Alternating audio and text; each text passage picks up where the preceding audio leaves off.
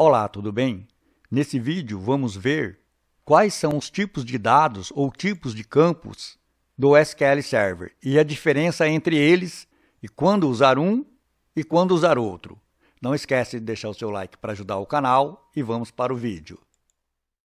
Abra o Management Studio, conectar. Então conectamos ao servidor, banco de dados, os nossos bancos de dados. Nós tínhamos trabalhado com esse aqui, contas, receber. Aqui tem tabelas. A gente tinha apenas essa tabela clientes. Clica o botão direito, design. Essa era a estrutura da nossa tabela. Então agora vamos entender esses tipos de campos. Isso é muito importante. Por exemplo, vamos começar por esse daqui, o campo nome. O que é um dado varchar?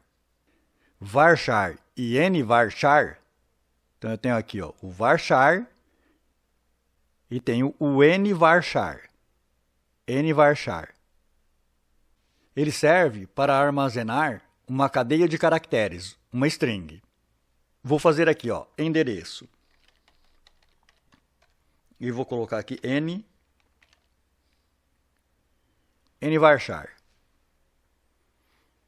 Quanto espaço de memória, quanto espaço do disco ocupa um varchar e quanto ocupa um nvarchar?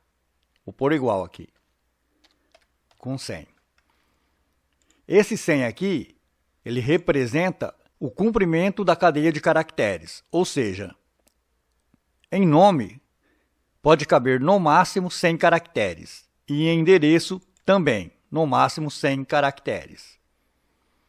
Só que esse varchar, a representação dos caracteres vai ser em UTF-8, ou seja, cada caractere vai ocupar 8 bits, ou 1 byte.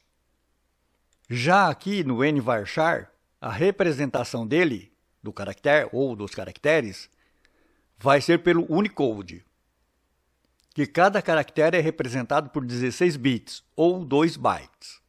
Esse var, que tem nos dois tipos, significa variable, ou seja, o tamanho dele é variável. Não significa que ele vai ocupar 100 bytes. Ele pode ocupar até 100 bytes, na verdade 100 caracteres. Mas quanto que ele ocupa realmente de memória? Tanto aqui quanto aqui, eles já vão ocupar 2 mesmo com o campo vazio. Nesse caso aqui, é 2 mais a quantidade de caracteres que está armazenado no campo. Por exemplo, se lá tiver um nome com 10 caracteres, vai ocupar 12 bytes. Já aqui, aquele mesmo nome que estava no de cima, armazenado com 10 caracteres, ele vai ocupar 22 bytes. E por que 22 bytes? Porque cada caractere vai ocupar 2 bytes. Então, se tinha 10, vai dar 20. Mais 2, que sempre vai ocupar, vai dar 22, enquanto que aqui dá 12. Então, por que eu escolheria o nvarchar? Já que não tem nenhuma vantagem, apenas ocupa mais espaço. Porque dependendo do tipo de dados que você vai armazenar, você vai precisar de uma representação Unicode e não UTF. Por exemplo, um armazenamento em mandarim, aquela escrita chinesa, você precisará do nvarchar. Não vai ser possível fazer com um char. Por quê? Porque ele só pode representar um conjunto de 127 caracteres. Enquanto que aqui são milhares de representações. Então eu nunca vou usar o nvarchar a menos que eu precise. Vou usar sempre o varchar. Agora eu vou mudar aqui. Char de 8. No char, cada caractere também ocupa 1 byte. Enquanto que no nchar, cada caractere ocupa 2 bytes. Então aqui eu vou consumir 8 bytes e aqui eu vou consumir 16. Então eu não vou usar esse daqui a menos que seja necessário. Vou usar sempre esse. Mas agora, qual é a diferença do char para o varchar? No caso do char, ele vai ocupar os 8 bytes, mesmo ele não tendo nenhum conteúdo. Se eu colocar um caractere, vai ocupar 8. Se eu colocar 3, vai ocupar 8. Se eu colocar 6, vai ocupar 8. E 8 vai ocupar 8. Porque ele não é variável. Poxa, mas então por que eu vou escolher um char no lugar de um varchar? Porque o varchar só armazena, ou melhor, o varchar só consome aquilo que ele armazenou. Vamos ver o caso do CEP. Se na sua aplicação o CEP é obrigatório, significa que vai ter um CEP com 8 caracteres ou com 8 dígitos armazenado em todos os registros. E cada um vai ocupar 8. Se eu tivesse escolhido um varchar, o que ia acontecer? Ele ia ocupar 10, porque ele ocupa mais 2 e estaria totalmente preenchido. Então eu gastaria 2 bytes por registro sem necessidade, porque o CEP era obrigatório. Porém, se o CEP não é obrigatório, melhor eu ter escolhido o varchar. Por quê? Porque quando o CEP estiver vazio, ele vai ocupar apenas 2 bytes e não os 8. Vou colocar mais um campo aqui, chamado histórico. E eu vou colocar como teste. A mesma coisa, tem teste e ntest. Esse armazena o TF8 e esse armazena Unicode. Esse ocupa o dobro daquele lá. O ntest ocupa o dobro do teste. Esse tipo de campo você não vai usar mais. Por quê? Porque ele é obsoleto. Ele só existe aí por compatibilidade às versões anteriores do SQL Server. Mas em versões futuras, ele vai ser extinto, ele vai sair, não vai existir mais. Então, aqui no varchar, qual é o tamanho máximo que eu posso pôr aqui dentro? Até 8.000. Eu vou tirar aqui, ó. Vou colocar aqui, ó, 8.001 e vou salvar. A configuração para o comprimento deve variar entre 1 e 8.000. Então aqui eu só posso pôr no máximo 8.000. No varchar. Aqui no char também. Então como que eu vou representar um texto ou uma string de caracteres maior do que 8.000? Então eu coloco aqui um varchar max. Este é o tipo de caractere que substitui o teste.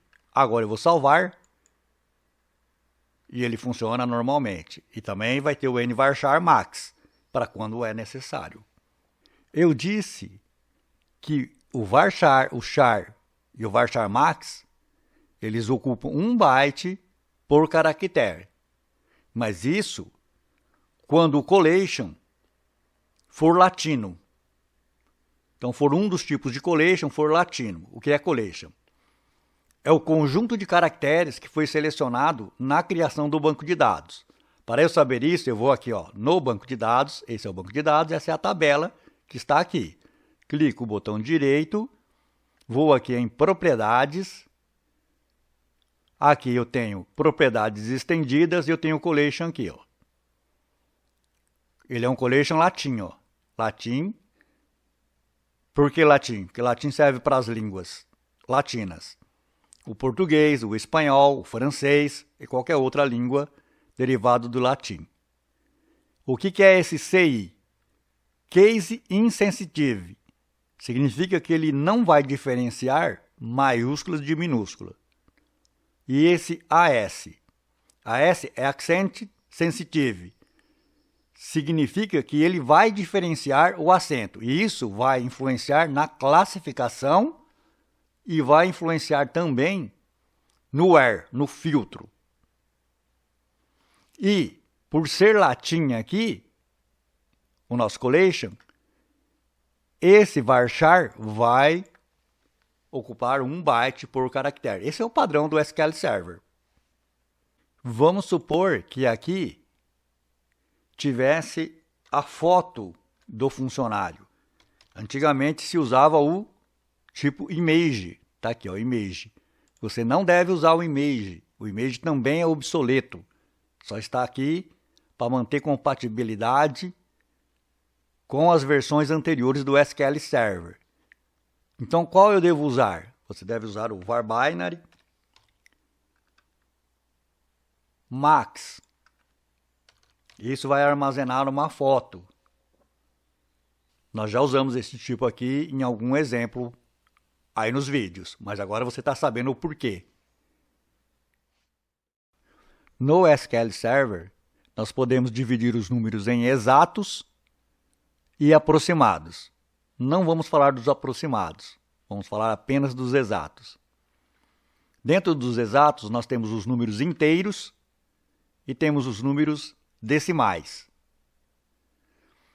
O número inteiro, o maior número inteiro, ou o maior tipo do número inteiro é o Big Int, que pode representar um número negativo até esse número positivo. Aqui é um número astronômico, ó, 1000, milhões, bilhões, trilhões, quatrilhões, sei lá o que é, quinquilhões, e ele vai ocupar 8 bytes. Se você salvar o número 1 dentro de um tipo Big Int, ele vai ocupar 8 bytes. Já o inteiro ele tem uma faixa bem menor. É 2 bilhões, menos 2 bilhões, até mais 2 bilhões. Só que ele ocupa metade da memória, metade do espaço de armazenamento no disco e na memória.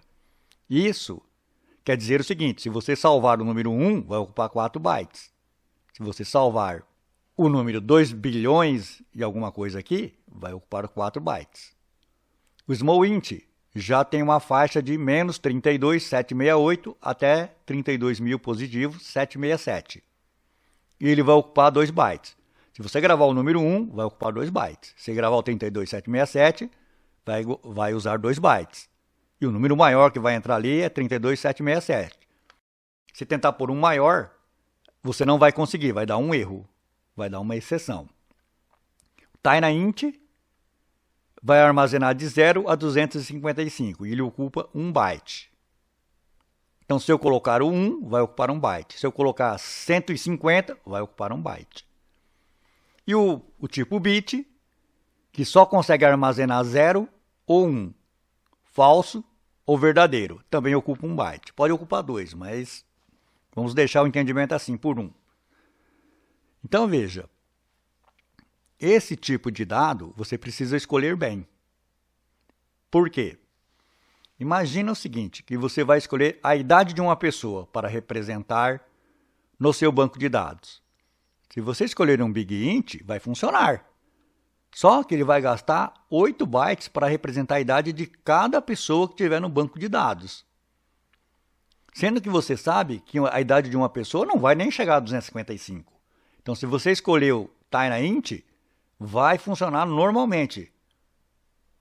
E vai usar apenas 1 byte. 1/8 do que está usando aqui. Por outro lado, você pode escolher, por exemplo, quantidade. Vamos supor que era um pedido. 32.767. Dependendo do que é que está vendendo, pode vender até milhões. Estou falando em quantidade, não em valor monetário. Então, se ultrapassar o 32.767, não vai ter como você cadastrar esta informação dentro de um campo small int. Você vai precisar de um int. Então, você não pode também ficar escolhendo uma quantidade muito apertada, muito justa, sabendo que ela pode estourar. Porém, você deve estar atento a isso, porque isso vai gastar memória, vai gastar espaço em disco. O outro tipo de dado que tem são os decimais. Decimal e numeric, eles são a mesma coisa, tanto faz você colocar como decimal como numeric. E tem o money e o small money. Quais são as diferenças? O decimal, ele pode representar um número de 10 elevado a 38. Imagina um número 1 com 38 zeros. É um número que não dá nem para falar qual é o valor que tem. Só que esse número ele é definido por 2 parâmetros, a precisão e a escala. E dependendo dessa precisão e dessa escala, é a quantidade de bytes que ele vai ocupar. Quando ele tem a precisão de 1 a 9, ele ocupa 5 bytes.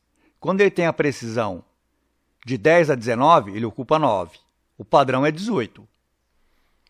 Quando está de 20 a 28, ele ocupa 13 bytes. E de 29 a 38, ele ocupa 17 bytes. Eu vou mostrar. Então, eu estou aqui. Vamos supor que aqui tenha a idade. Então, eu vou colocar o quê? Um Taina int.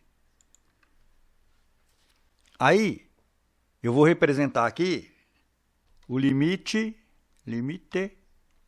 de crédito. E eu vou colocar aqui um decimal. Veja, ele já vem com 18,0. Se eu colocar assim, ó, 18,2, quanto ele vai consumir? 18,2 vai cair nessa faixa aqui, ó, de 10 a 19. 9 bytes ele vai ocupar.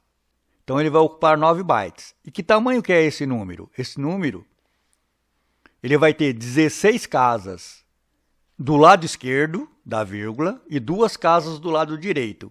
Como que eu sei disso? Não está 18?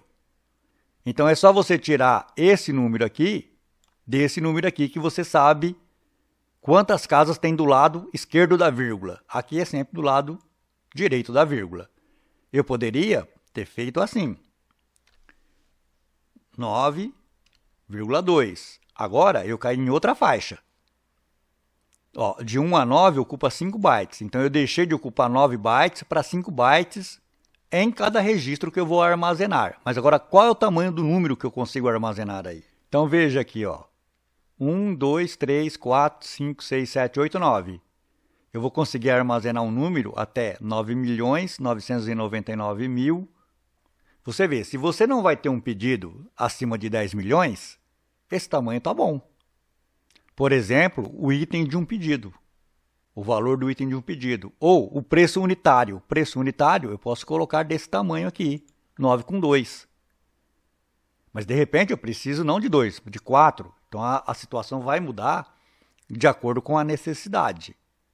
Por isso, você tem que saber escolher bem isso daqui, para não faltar e para não ficar desperdiçando espaço em disco. O outro tipo é o money. Ele vai desse número aqui, ó, é 1.000, milhões, bilhões, trilhões. Negativo até esses trilhões positivo. Aqui não está marcado, mas são 8 bytes. Ele vai consumir 8 bytes. E ele tem até 4 casas decimais. Até 4 casas. Tanto no número negativo quanto no positivo. Então, de repente, o money também pode servir na sua aplicação. Depende muito da necessidade da aplicação para escolher um determinado tipo de campo em uma tabela. O small money é a mesma coisa do que o money, tem 4 casas também, só que ocupa 4 bytes e não 8. Só que também a faixa é bem menor. Ele pode servir muito bem para um preço, por exemplo, o preço de gasolina. Agora eu vou fazer assim, ó, aqui tem ó, nova consulta, eu vou clicar aqui, ele vai abrir uma janela com uma linha de comando. Aqui, então é uma janela aqui onde eu estava, tem outra aqui agora, nova. Então, como que eu sei qual é o collection da tabela? Eu tenho o collection. Cliquei no botão direito, propriedades. Aqui, ó, o collection do banco de dados. Então, todo banco de dados que for criado neste servidor vai automaticamente ser gerado por esse collection aqui. Vai ser gerado com esse collection. Latin General CI AS. Case insensitive, ou seja, não diferencia maiúscula de minúscula. E accent sensitive, vai diferenciar acento. Se eu for no banco de dados, clicar no botão direito, aqui eu consigo receber um banco de dados, propriedade, aqui, propriedades estendidas, eu tenho aqui o collection, que na hora que eu criei eu podia ter optado por outro. Vou fazer assim, ó, cliquei em cima de banco de dados, novo banco de dados. Então aqui eu vou colocar o nome do banco de dados, né, o nome, e aqui em opções, tem aqui, ó, ordenação. Que é o collection. Aqui eu tenho todos aqueles collection. São muitos. Inclusive vai estar aqui o latim, ó. Vários latim.